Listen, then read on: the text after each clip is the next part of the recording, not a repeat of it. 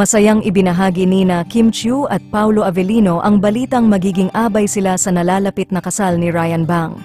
Touched na touched si Kim at Paulo sa pagpili sa kanilang dalawa bilang bahagi ng espesyal na okasyon.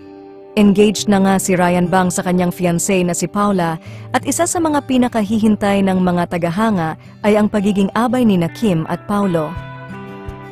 Matagal nang magkakaibigan sina Kim, Paulo at Ryan, kaya't hindi na nakapagtataka na gustong-gusto ni Ryan na maging bahagi ng kanyang kasalang dalawa.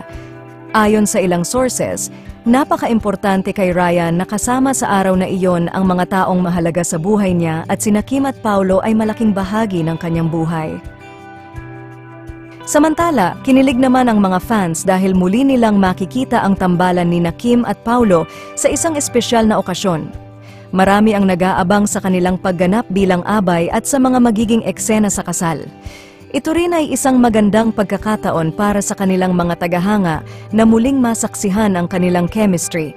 Ang kasalang ito ay inaasahang magiging isa sa mga pinakamasayang okasyon ng taon, lalo na't kasama sina Kim Chiu at Paulo Avellino bilang mga abay.